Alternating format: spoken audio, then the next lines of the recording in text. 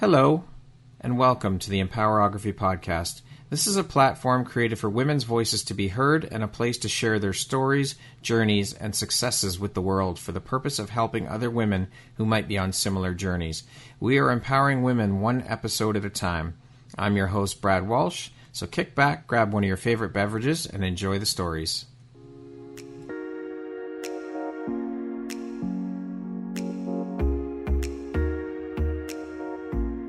The world needs to hear your message and your story, so don't deny the world of that gift within you that the universe has given you. Someone out there needs to hear your story because it will support them in feeling hope, inspired, and even transformed. Do you want to discover how I help get my clients out of their own way, show up, and confidently share their message? I would love to extend an invitation to you to join me in my free masterclass, Start Your Own Podcast from Idea to Implementation, on Wednesday, April 5th at 1 p.m. Eastern.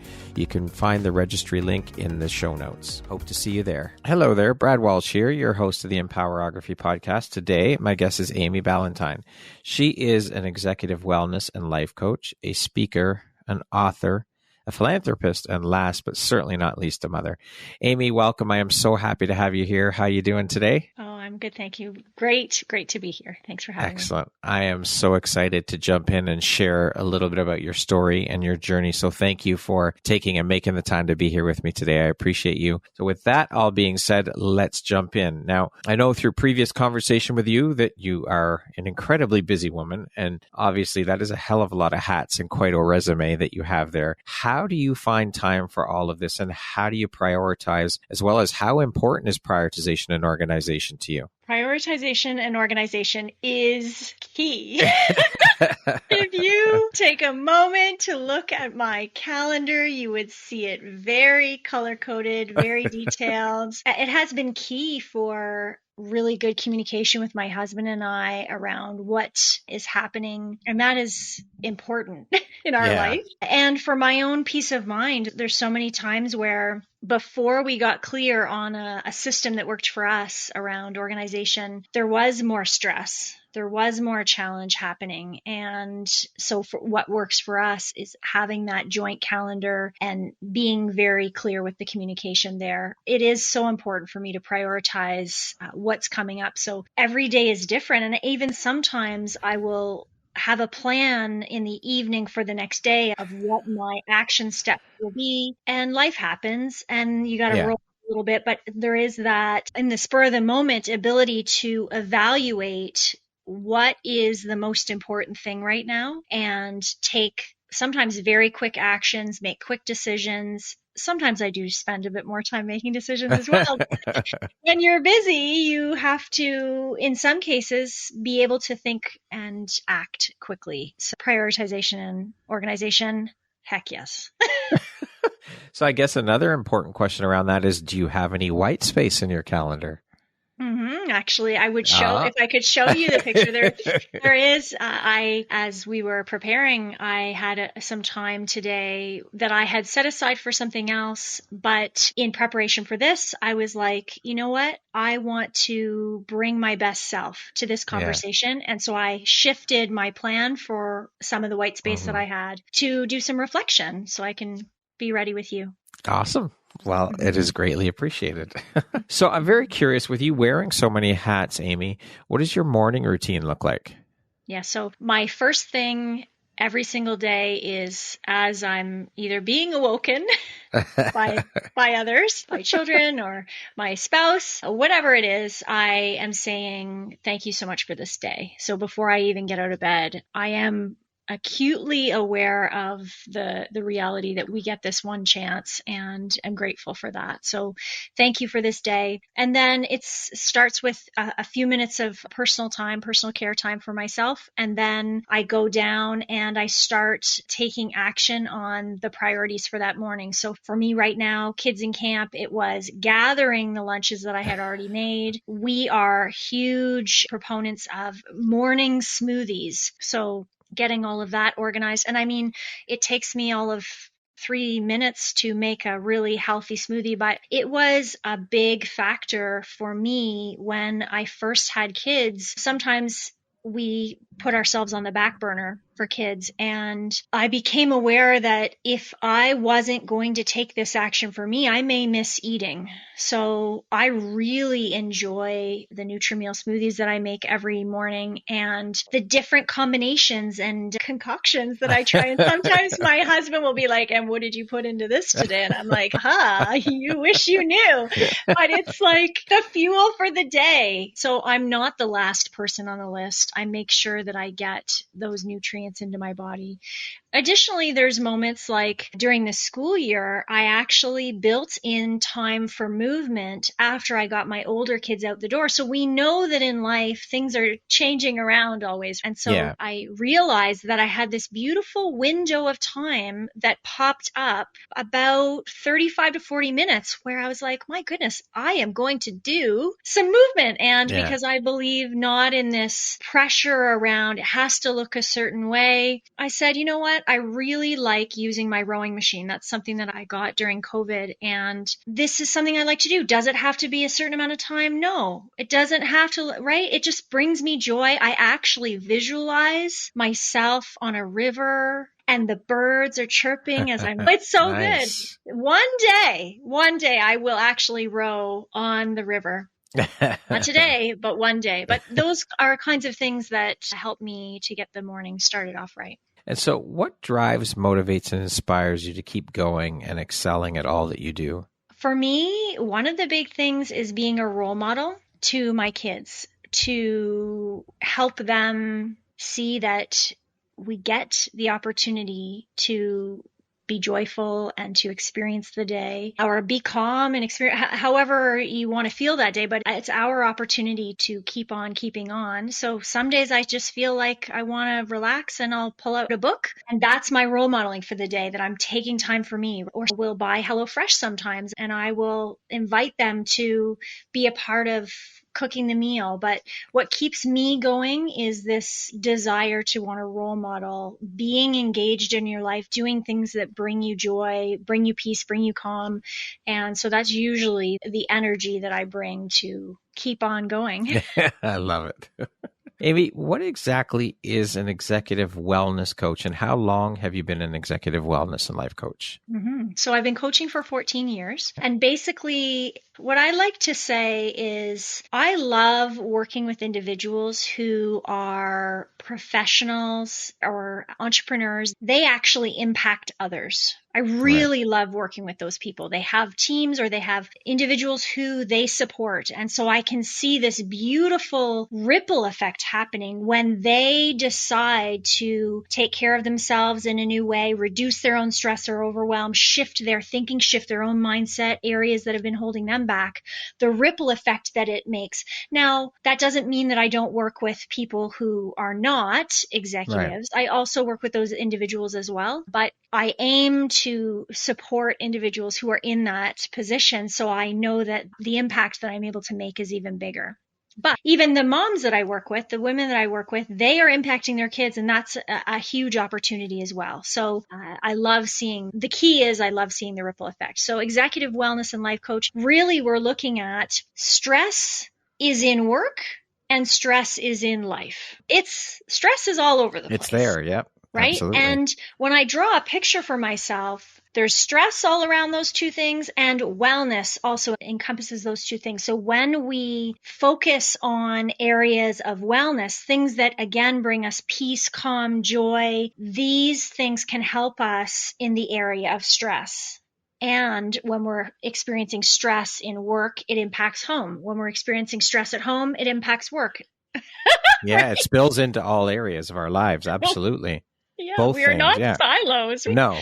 So I love helping people where they're at with what they're focused on. So clients will come and 1 week we'll be talking about the challenges that they're having at work and these blind spots that they're trying to uncover. How can they accomplish this specific challenge that they're having? And then the next week we'll be talking about the challenge they have with their sister or their husband or something. Right. And I do like the broadness of wellness and life because I love my clients knowing that we don't have to just follow one narrow path of talking, we can really dig in and focus on where can we reduce the stress and overwhelm that will make the biggest impact for your week this week. Which again will also have a ripple effect when we look after ourselves and fill our own cups, as you mentioned previously. That ripples out and affects everyone else in our lives, our friends, our family, our job, all of the things. It spills out and affects all areas.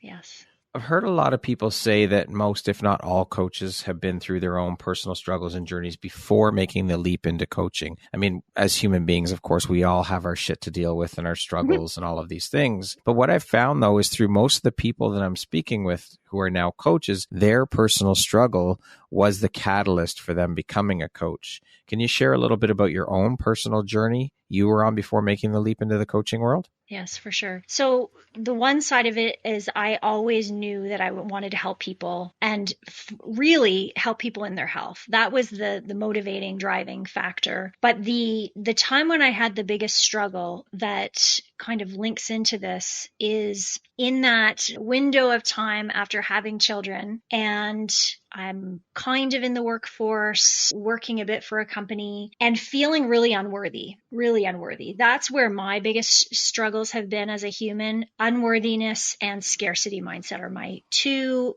Amy is working on this. Amy is making progress on this. Oh my goodness. We all have our things. And so it was the feeling of unworthiness, especially around not earning to the level that I know I'm capable of. And I know that this has been a huge catalyst for why I've wanted to be a coach, because the conversations that I'm having, especially with the women, but even with the gentlemen, it's very interesting how many humans, and I don't want to say everyone, but many humans feel this sense of unworthiness. And that, as I've worked on my own stuff and started to develop more depth of knowing that I am enough every day, all day, from the moment I was here until the moment I go, I'm enough. As I have grown in this awareness, I feel deeply called and excited to help other people to really embrace that there's so many stories and challenges that keep us stuck,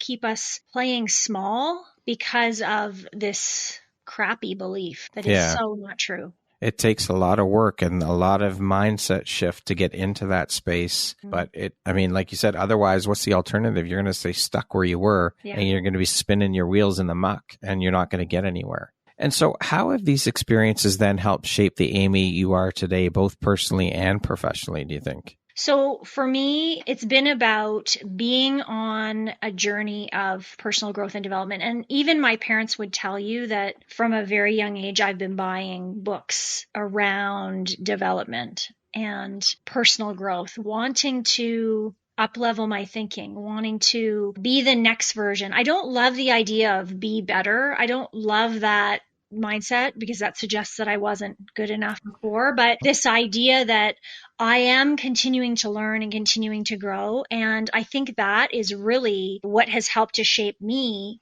especially professionally, because I have taken so many different courses. I have read books. I have been taking the information and using it in my own life to shift my thinking and see the difference there. And so what would you say is the biggest or most valuable takeaway or lesson for you through your experiences? I think one of the biggest takeaways is that I am in charge of how I see myself and how I speak to myself and how I show myself love and compassion. I am in charge of that. There's actually a really interesting song right now, the I Can Buy Myself Flowers. You know that one? Yeah. And it's a good reminder. I'm not a singer, clearly, but it's a good reminder. You did great, Amy. It's a good reminder. That was bravery to do it. So good for you for doing it. There you go. It's a good reminder that I can also buy myself flowers. My love, my care for myself, how I see it is up to me. I'm in charge of that. And we, because of the media, because of books and movies, all these things, were shown these ideals of other people bringing us those things, when that's probably one of the biggest realizations is if I want flowers, then I shall go buy flowers. Not should. Shall. That distinction is important. It's very important. It's important to know that everything, absolutely everything, starts with self. We have to start here within and then outwardly share that with the world. And if you're right with you and inside, again, it creates that ripple effect. Yeah, really, truly. What is it that sets you in the work you do apart from other coaches, Amy? Why would they choose to work with you over someone else? So the way that I like to describe it, so one of the things for me is I always offer a 30-minute free consultation. Mm-hmm. And there's two parts. One, I want them to get a sense of me. I want them to get a real feel of my energy, the way that I am there for people as well. I want to get a sense for that person and whether I feel energetically aligned or not. Coaching it's a special relationship. It is focused on the now, on the actions that we want to take about this now moment, not the past. And I feel very honored that people feel aligned to me and choose me, and they choose me because I have this blend of action and accountability. I am very organized. I'm detailed. I can think critically about the challenges people share with me, but I'm also bringing compassion and empathy, a high level of empathy. So I call it loving accountability. So they get those two pieces of the puzzle. I will call the baloney. I did for a client this morning. I'm like, I'm going to call your bullshit. But I'm doing it with love. And so because we're talking about all sorts of different challenges, I think that those two pieces, the action and accountability plus the compassion and empathy, and then overarching my background, I have a significant amount of certifications in nutrition and wellness that brings it all together to really help people make a difference in their stress and overwhelm and in their life. A very well-rounded approach. What, in your opinion, is one of the most important qualities or skill sets of an executive wellness and life coach? Honestly, it's listening both to words and to the body language that I see in front of me. And so what lights you up or excites you the most about the work you do as a coach? Oh, goodness. For me, there's a few things, but the first one is when the person, and it's usually not in the first session, but sometimes it can be, they have that light bulb moment where you can see this aha shift happening right before your eyes. And they often say, wow, that's a good question. And I'm like, yep, that's what I'm here for. That moment is, that I aim to create that moment each coaching call. That's the aim, is to have the opportunity for the person to be asked the right question to get them to go, oh, okay, I haven't thought about that, or haven't thought about it that way, or you're challenging me to think differently. That, oh man, yes, all day long. And then the second layer is when they tell me that they have been celebrating themselves outside of our calls, in between their calls, or they tell me that they have followed through and they're so proud of themselves and they're just using these beautiful words about this beautiful human that they're starting to see. Oh my gosh, like goosebumps all day. The celebration piece is so important because we don't celebrate ourselves. We don't celebrate our wins, and we need to start doing that because, again, it's back to this ripple effect. It creates that ripple effect and lets the others around us know that it's okay to celebrate your wins, and you should be celebrating your wins. It's important. No matter how small, no matter how big, they need to be celebrated. They do. They do. How has your coaching style evolved since you first started in the coaching world to where you are now? Well, I laughed at this question because I still actually remember one of my earlier coaching experiences. Oh my gosh, what a nightmare. And you can definitely see if you were to watch the beginning to this moment, I'm growing all the time, but I made this huge plan for this person, huge, like all these details, all this information. And of course they did nothing. Because I just added to the overwhelm and stress of, holy crap, I don't have it together. I'm not doing all the things. And I mean, it came from a place of love and care and all but it was like this dump of enthusiasm, which is fine, but not fine. Yeah. And so I would say now again, it's about listening, being with the person, being present, not worrying about how much I know, but being present to help them pull out what they know. So I call it co-creating the meaningful experience together. And it's almost like a dance of they're sharing, and instead of me having these very scripted, I have to get to this place of this is what you have to eat, I am listening to what is in the moment, what is coming up in their voice, what's coming up in their body language, what are the words they're using, and what's most important to them to take out of the conversation also, because sometimes coaches go in with this very preconceived plan of what they want to cover. That's what sets me apart too, is I'm in the moment and I can dance with what they're talking about and ask them questions about that to deepen the experience. And so what would you say are 3 of the most important lessons you've learned in your career so far as a coach? Number 1, listen more.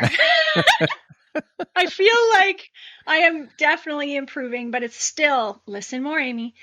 Listen more, Amy. Number 2 is they have the answer within. Instead of making those giant plans, really helping them, asking the questions. And that's number 3, is being clear to ask the quality questions, but also gently share the intuitive guidance that comes up for me as a coach. Now, as an executive wellness and life coach, you work obviously with busy professionals who often prioritize their work over their personal well-being. So how do you help clients strike a balance between the professional success and personal fulfillment without sacrificing one for the other? So this idea of balance is an interesting one because it is very unique and special to each individual. So my version of balance would look very different than your version of balance, right, Brad? Yeah. And even my version of balance in the middle of baseball and softball season looks very different to my version of balance when we're not in the chaos of that season, right? So it's knowing this about ourselves, number 1, and not comparing our experience to others' experience, right? In what balance can be. But also it's about helping them to create a reasonable plan, daily plan around the values that are important to them integrated into their day. So really looking at their agenda and their calendar, if they're at work, are there specific things in their work calendar that are causing them to sacrifice areas in their personal calendar? And do they want to do something about that? Because that's the first thing, right? Yes, do you even want to do anything about it? Yeah, it's going to take new thinking and new actions. So do they want to do something about it? Maybe not right now, maybe right now, but not always, right? Really getting clear on what is it they want to achieve. Is it that they want to have more time with their family? Is that just a right now thing, or is that a next week, next year? Really getting clear on when they say that they want more balance. What does that actually mean? This leads into the fact that we are constantly hearing about work-life balance. I know I heard about it a lot when I was working in corporate. It was almost like it was just this buzzword or buzz phrase.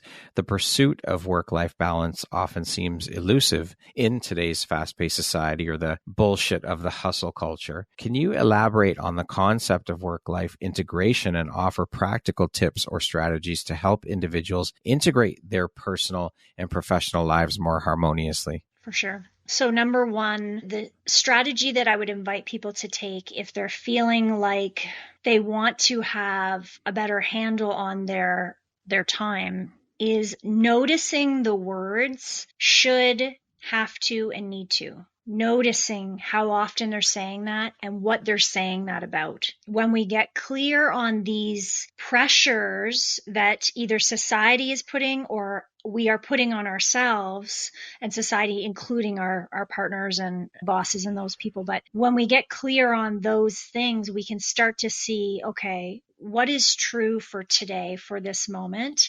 And as I was sharing as an example, I'm going to break my own rules and say, I should have been working on a presentation. I have to work on a presentation. I need to work on this presentation, or I could have worked on the presentation, but what I chose to do was prepared for today. That's a huge difference in our energy right there, is looking at the language we're thinking and we're speaking out loud about different components of our day. I have to go pick up my kids. I want to go pick up my kids at the end of the day. I do. Yeah. I have to. I mean, really, Yes, they're of not going to course. stay overnight at camp, but I'm choosing this and approaching it from that perspective. The other thing that I would invite people to do as a strategy is really sit down with yourself and either your phone or a piece of paper, somewhere you can make notes, and ask yourself what brings you joy. What are the things? If you were to sit with me as a coach and I were to ask you that question, could you list off all the things that bring you joy? And I mean, the big things, yes. The travel, all that, yes.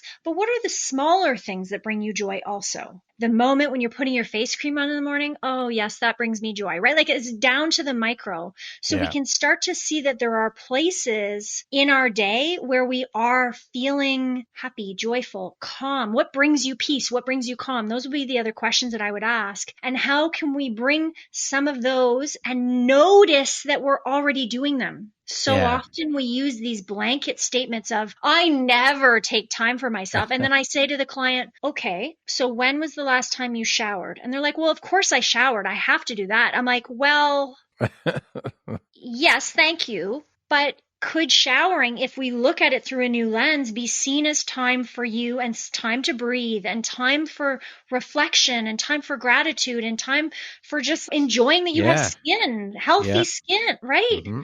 Yep. But we overlook and we breeze over that it's something we should do or we have to do or that it's required in life. Well, just because it's required in life doesn't mean it can't bring you joy. Yeah, that's right. Well, you can habit stack. You can do, like you said, gratitude practices and things like that. But that small mindset shift of the languaging can make such a huge difference for sure. Now, you work particularly with women, and we're hearing a lot of women who say they're experiencing a very high rate of burnout due to demands of the job, etc. I'd love to hear your thoughts on why you think that it is that so many women are experiencing so much burnout. I mean, we really never hear about men experiencing burnout. So can you speak a little bit about that and what you're hearing from the women that you work with around burnout? Can I give you my honest opinion? Yeah. Both experience burnout. Both. Right. But we don't hear about the men experiencing it. That women are more vocal. They're more open about it. Yeah. That there is this stigma to a man claiming or proclaiming, I'm burned out. Yeah. So they don't. They don't. And I'm totally generalizing here.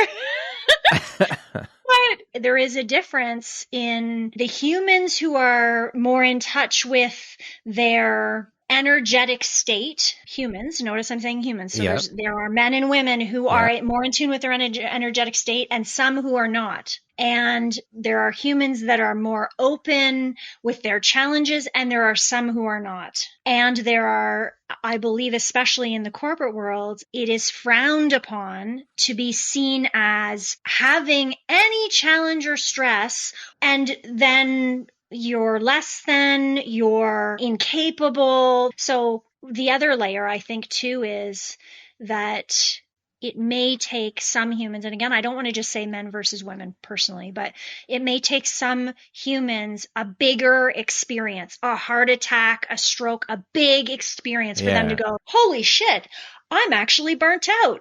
I better slow down. Truly, so many humans, not all, but many humans who end up in that state have been creating that state for many years and just ignoring it. And this is what you're supposed to feel like when you work this hard. It's like a badge of honor, this hustle culture, this gotta always be grinding, always working hard. It's a badge of honor. And I think it's complete bullshit. You have to take time for yourself. Well, otherwise, you go to that extreme of a heart attack or stroke or anything else along those lines. Your health, it's affecting who you are.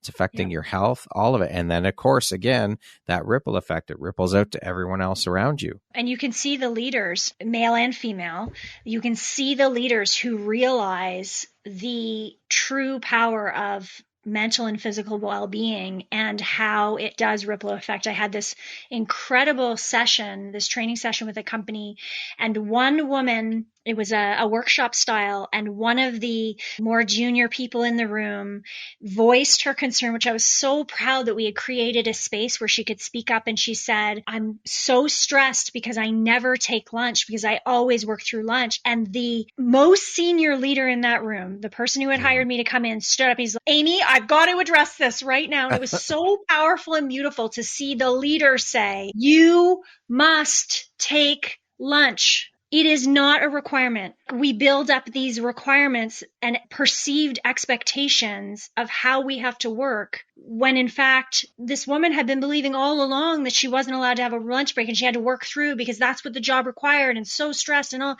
he said, no, in order for you to be the most effective you and to be the best version of you, please take your lunch.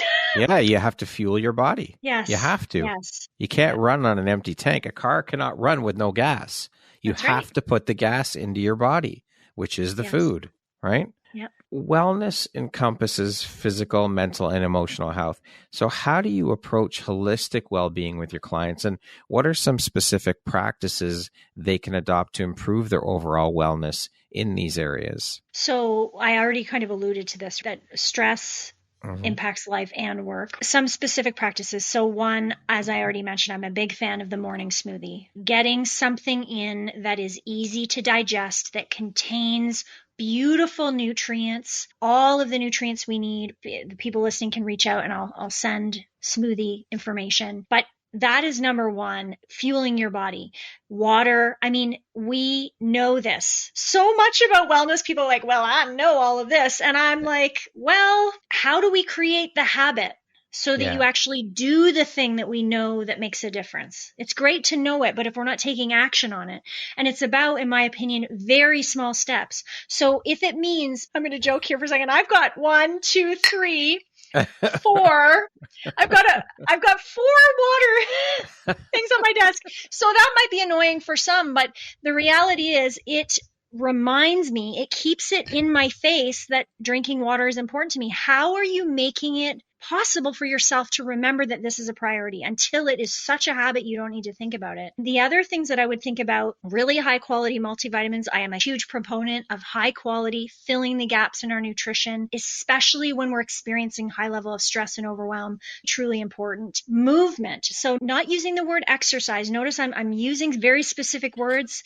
Movement meaning, what do you enjoy doing that means your body is in motion? It doesn't have to be the gym. It doesn't have to be a certain way. We get into our heads about it having to look a certain way. You have to wear the specific yoga pants. Like, for Pete's sake, how can we make it easier to move our body? So does that mean getting up and doing some wall push-ups while you're at the office? Close your door, do some wall push-ups. Go to the bathroom, use the facilities, and then do some counter push-ups. I mean, I've used push-ups a couple times, but it's taking a moment to move your body in a way. Climb a couple of stairs. Use the stairs tomorrow.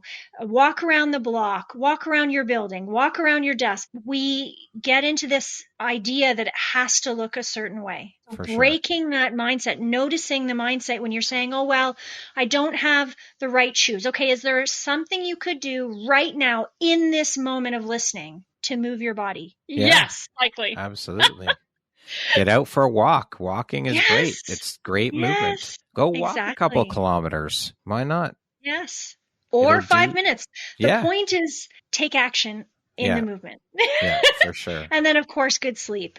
So lots of strategies around that. One of the biggest things that I did for my own sleep was getting really high quality earplugs and a face mask. Yeah. And yes, I have kids. There's a way that I put them in so I can still kind of hear out of them, but it mutes. It doesn't like block, it just mutes. So it means that I get a better quality sleep. It's about looking at your life and saying, okay, how can I just move the needle a little bit to make this area of my well-being better? Love it. Thank you for those tips, Amy. Now, I want to talk a little bit about your journey into the world of becoming an author. Can you tell us a little bit about your book? What's the title? What is the subject matter? When was it released? What was the inspiration behind writing the book? All of that good stuff. Yes, please. And I have 2 that I'd like to just mention, if that's okay. Sure. Yeah, of course. My first one is a product of COVID and all of the years of being a mother, and also a person coaching people in wellness. And I haven't mentioned this yet, but all the listeners are going to love me because I'm going to talk about poop. And the book is called Mr. Poop Knows Poop, released in 2020. Mhm. And the inspiration really came from a number of things. One, I've got kids. As soon as you have kids, you start talking about, thinking about, worrying about poop more than you ever imagined possible in your life. True. So, ever. Okay. And so this was something that had been percolating for some time of wanting to write a kid's book about this, but also in my work with clients around well-being, if we're not pooping daily, that is an indicator of our well-being. Right. And so I have spent some time, quite some time, talking with different clients over the years about this and strategies that can help us be more healthy in that part of our life. This impacts a lot of things. Our digestion impacts so much of our life and can cause a significant amount of stress in lots of areas. So I actually wrote it with also the mindset of the people who are reading the book will be taking in the information. Right? The mothers and fathers, the aunts, the uncles, the grandmas, the grandpas, all the people who will be reading this book to these children are going to be taking in this information as well to realize that there are some specific actions they can take to improve that area of their well-being. And then the second book that I wanted to highlight is being an author in this compilation, Business, Life, and the Universe, Volume 6. And it's funny, actually, because you actually already brought up my topic. This is the best-selling book I wrote about how celebration can change your life. There you go. And that came out in 2022. Again, best-selling status. So grateful for the opportunity to share that component of my journey and why I believe, we already talked about it a little bit, but this idea that it's almost frowned upon to celebrate yourself. And as we go into adulthood, there are less moments of celebration. When we're little, yay, you did this. Yay, you got an A on your test. All of these moments that help us have that recognition, but we're not actually taught how to recognize ourselves and how to celebrate ourselves. So that's what I talk about in that book. And I feel like there's another book percolating as well. So stay tuned. I also wrote some books on Diary of a Softball Girl for my daughter. So different aspects. Love it. Love it. Thank you for sharing that, Amy. What would you say is one of the most important things you've learned in your life? And what was your life like before you learned it? What was your life like after learning it? So a little bit of a theme for me in this call is this idea that I am enough. And the before version looks like me beating myself up a lot of mental turmoil over that feeling. And it was actually becoming a mother and having a greater appreciation for my own mother and realizing all of what she went through that has helped me have these deeper realizations about myself as well. So there's multiple layers here, but it's definitely this idea of I am enough and not spending, and I'm using the word spending, almost wasting the moments, the hours, the days, sitting in that state, being stuck in that state of believing that I was unworthy of things and I'm not enough and all of those horrible things that I was saying to myself. And now I know I have so much more it's almost like mental freedom in that it's not taking up that space anymore. Yeah. You've cleared the space out for other things, for more important things and for more loving things.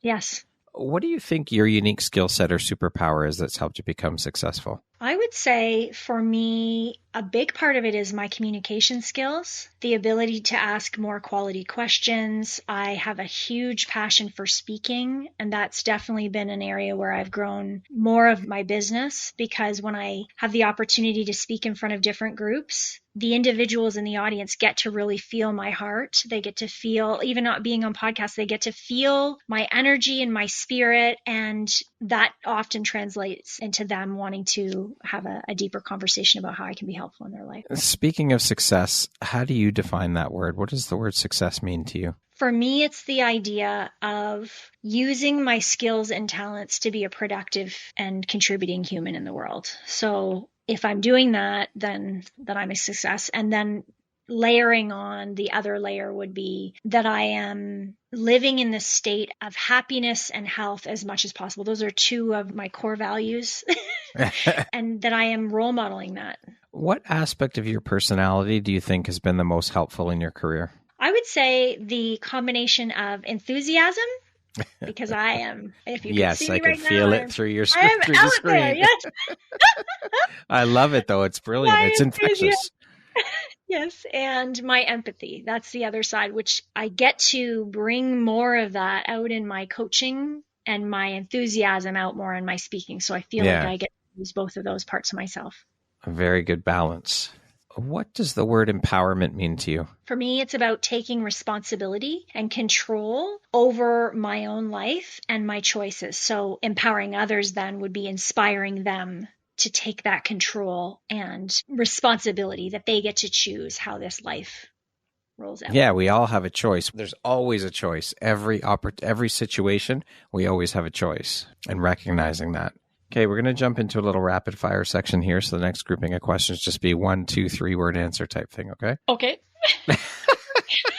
Hold down the excitement, Amy. Relax. You got this. It'll be good. One word answers. Have you met me? Yes. But I have faith in you. I know you can do it. Got faith. Yes. How would you describe yourself in one word? Enthusiastic. What is your favorite self-care practice? Smoothies. If you could teach the world one thing, what would it be? This isn't one word. You are already enough. If you could be remembered for one thing, what would that be? That I have helped people to love, appreciate, and celebrate themselves more. What is one thing you want but cannot buy with money? More meaningful time with the people I love. What is one thing you love about yourself that is not related to your physical appearance? My positive attitude. And that concludes our rapid fire section. See, you did it. Good for you. I did Good it. Job, Amy. It wasn't a one word, but you did good. Now back to our regularly scheduled program. Yes. What challenge in your life has shaped you the most? I would say the challenge of having my scarcity mindset it's still the area that I focus on now. So as every other human, I have my own coach in this. I continue to do work in this. And it is this idea of wanting to not place so much value on the money aspect of my world.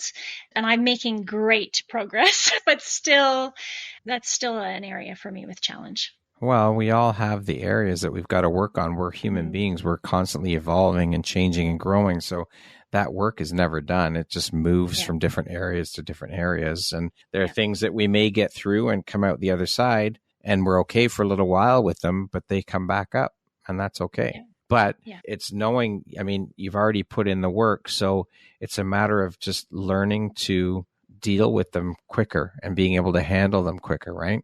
Yes, for sure. For sure. Yeah. If you could step into my shoes, what question would you have asked yourself that I didn't ask you?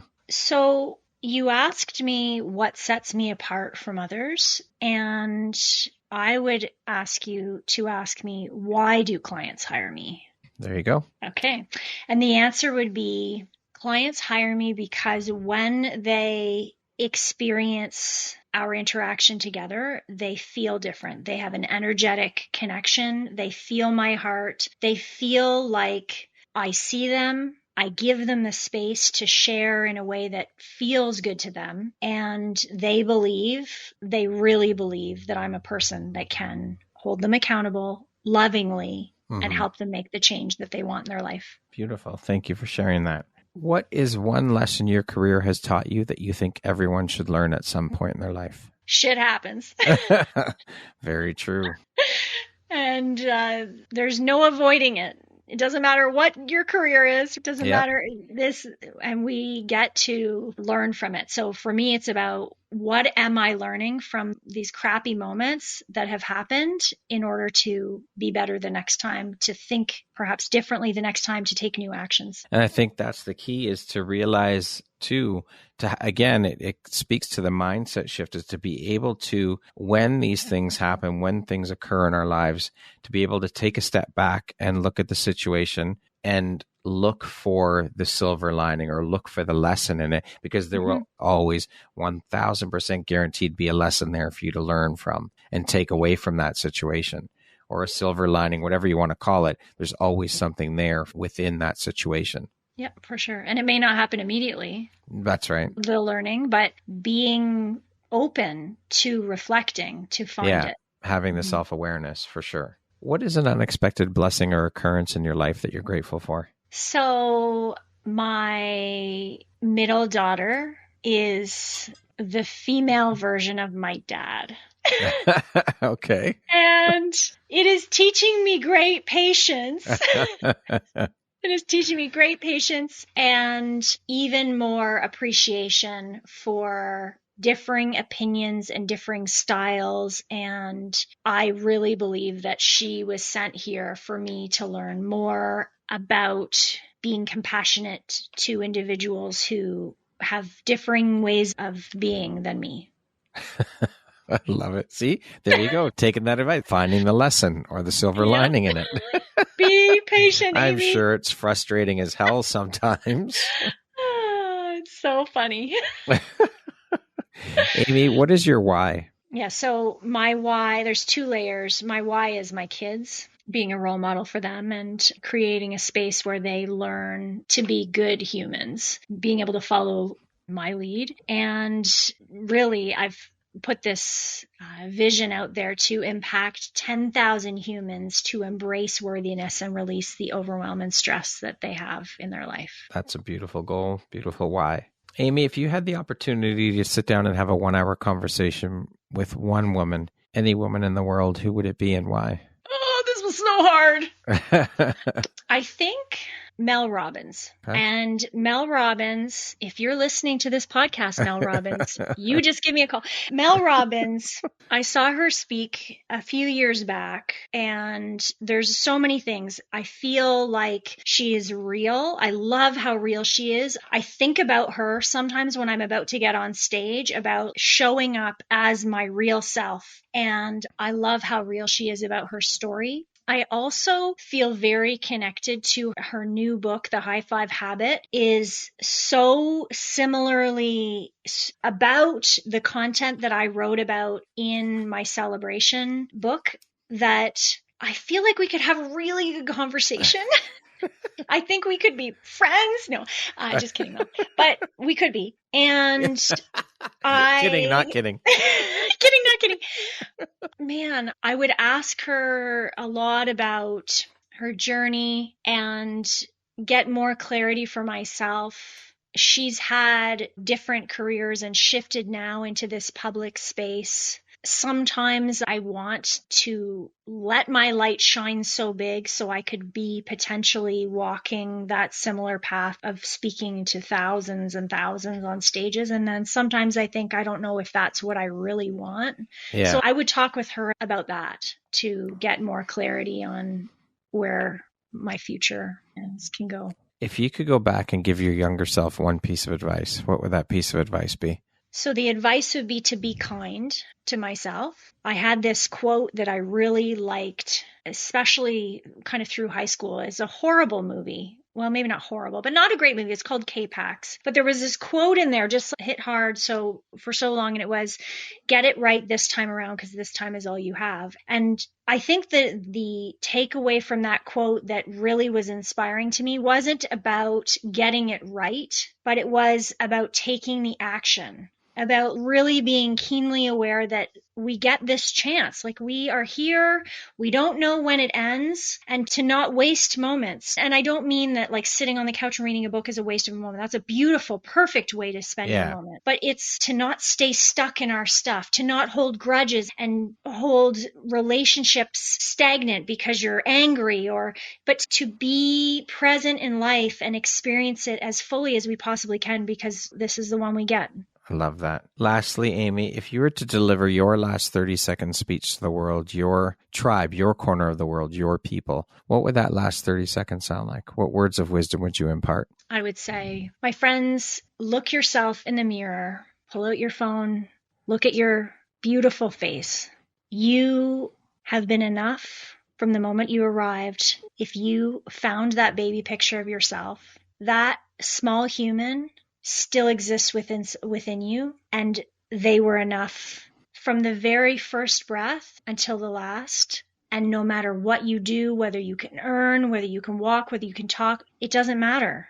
Always and forever enough. Amy, thank you so much for taking and making the time to be here with me today and sharing a little bit about your personal journey and story and the beautiful light you shine out into the world through your work. I appreciate you. This has been an incredibly beautiful, inspirational, educational conversation. I've enjoyed every minute of it. So thank you for being here with me today. I'm honored to have you as a member of the Empowerography community. Thank you so much. It was so great to be here with you, Brad. My honor and my pleasure. Once again, my name is Brad Walsh, host of your Empowerography podcast. Today, my guest has been Amy Ballantyne. She is an executive wellness and life coach, a speaker, author, philanthropist, and last but certainly not least, a mother. Amy, thank you so much. I hope you have a wonderful rest of your day. You too. Thank you. Thank you very much for listening to this podcast. If you haven't yet, please be sure to subscribe, rate, review, and share with all your friends. You can find me at visuphoria.ca and follow me on Instagram at Empowerography Podcast and on Facebook at Empowerography. Please join me next time for another inspirational story from yet another amazing woman.